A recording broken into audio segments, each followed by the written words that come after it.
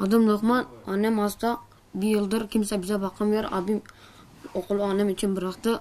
Hayırsever yardımlarımızdan yardım istiyorum. Tek dileğim annem yaşasın. Abim yemek yapıyor, bize bakıyor. Her bir hafta bazı kadınlar gelip bizim evimizi temizliyor. O yüzden herkesten yardım istiyoruz. Annem yaşasın. Tek dileğim annem yaşasın. Bana bir kilo kadar basaklar çalışıyor.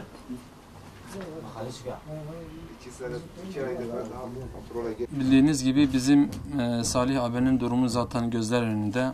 İnşaat sadece duvarları tuğlayla örmüş bir evde oturuyor.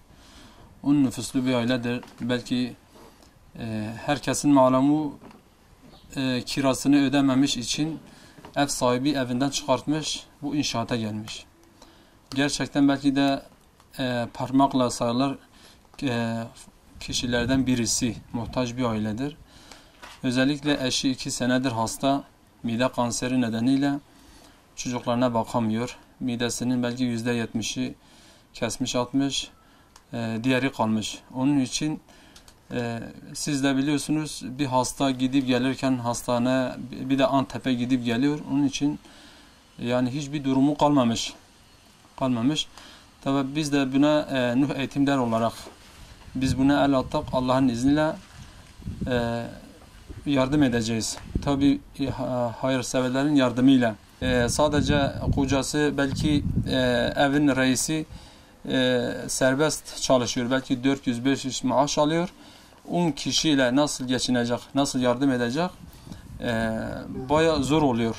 Onun için çağrımız zenginlerimizi, hayırseverlerimize, özellikle devlet kurumları bunu yapabilir. Özellikle bizim Şırnak valisi buna el atabilir. Bu aile bir ev yapabilir, bir yardım yapabilir. Çünkü el atmasak bu aile Allah korusun yarın kış gelir. Bakıyorsunuz evleri inşaat halinde, penceresiz, camsız, sadece tuğla örmüş bir eve girmiş inşaat halinde. Bugün idare ediliyor, bugün olabiliyor ama yarın kıştır. Bu çocuklar da yarın soğuktan hastalığa yakalanırsa bu sefer iş daha da büyür. Allah-u Teala herkesten razı olsun. Bu işe el atan, bu işe yardım eden. Abi imkanım olmadı. Başka bir olay devlet zaten elinde geldiği kadar zaten nereye şey yapıyor? İle devlet hastanesine götürüyorsun, bir yol parası veriyor, başka bir şey yok.